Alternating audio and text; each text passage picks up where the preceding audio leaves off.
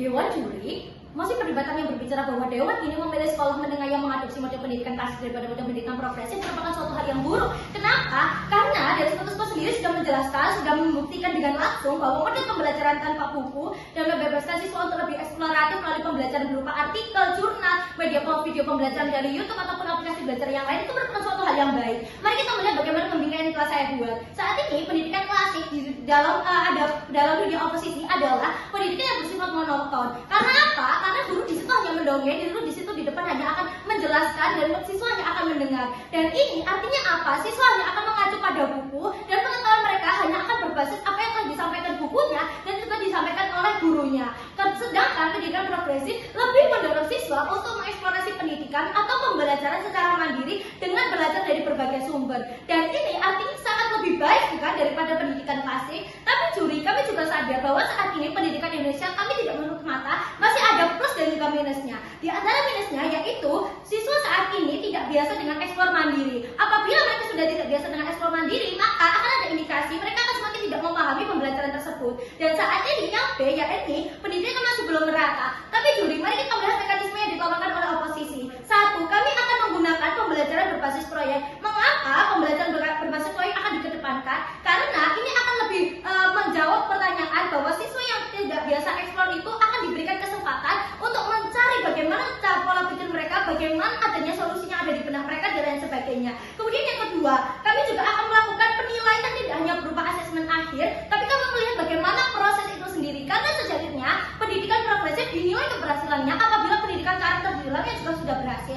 Artinya apa? Artinya kami yang di sini harus kami nilai adalah bagaimana proses anak itu dari yang tidak tahu menjadi tahu, dari yang tidak tahu apa-apa jadi ingin lebih tahu dan lain sebagainya. Oleh karena itu kami memiliki metode yaitu penilaian berdasarkan diagnostis, sumatif dan juga formatif yang mengedepankan unsur observasi dan juga kolaboratif. Kemudian yang ketiga yaitu kami akan secara mengedepankan dan juga menegaskan bahwa pendidikan haruslah adaptif, menyesuaikan kondisi dan situasi daerah. Ini artinya menjawab adanya problematika yang pendidikan di Indonesia tidak merata. Karena mereka dapat secara sadar, dapat secara langsung menyesuaikan bagaimana kebutuhan di daerahnya, apa yang harus diantisipasi, apa tantangannya sekiranya akan muncul di daerahnya dan lain sebagainya.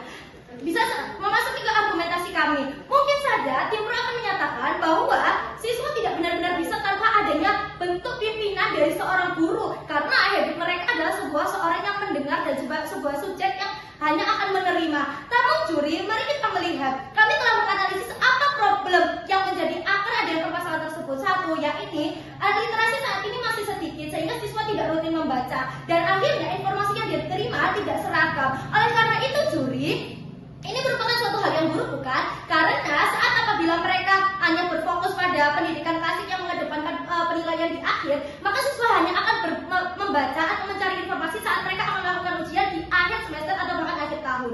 Artinya apa? Artinya di sini mereka tidak akan terbiasa untuk literasi, mereka tidak akan melihat bagaimana ilmu itu sebenarnya berkembang, bagaimana ilmu itu berada di luar jangkauan lingkungan mereka, dan mereka akan mengalami perasaan dikucilkan atau bahkan insecure saat mereka berada di luar. Dan ini merupakan suatu tantangan yang harus dipecahkan juri. Kenapa? Karena saat ini literasi digital menjadi salah satu hal yang harus dinomorsatukan oleh pemerintah, oleh masyarakat dan oleh seluruh lapisan, karena ini merupakan suatu hal yang sudah sangat masif penggunaannya. Kemudian yang kedua, kami juga melihat bagaimana pembelajaran berbasis proyek ini tidak ada di dalam pendidikan klasik, sehingga ini akan melihat bagaimana anak tersebut tidak dapat berproses secara mandiri ataupun tidak ada progres di dalamnya.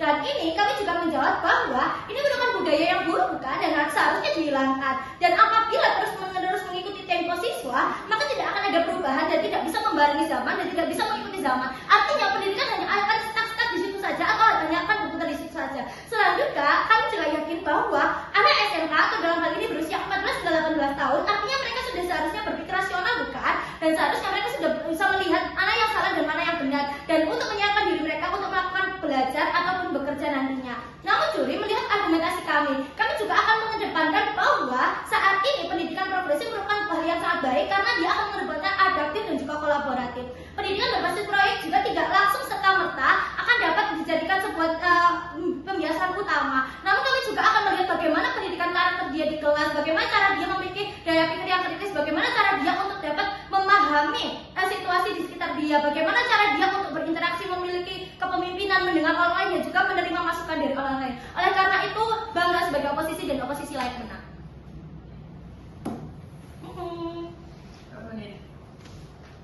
Di sini 58, tapi kan tadi ke maju. Saya play dulu. Pas ini guys. Oke.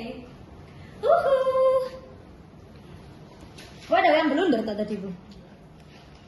Aku yang nggak awalnya di Fat, kiriman mbok akun duitnya lek gak? kamunya. Download saiki.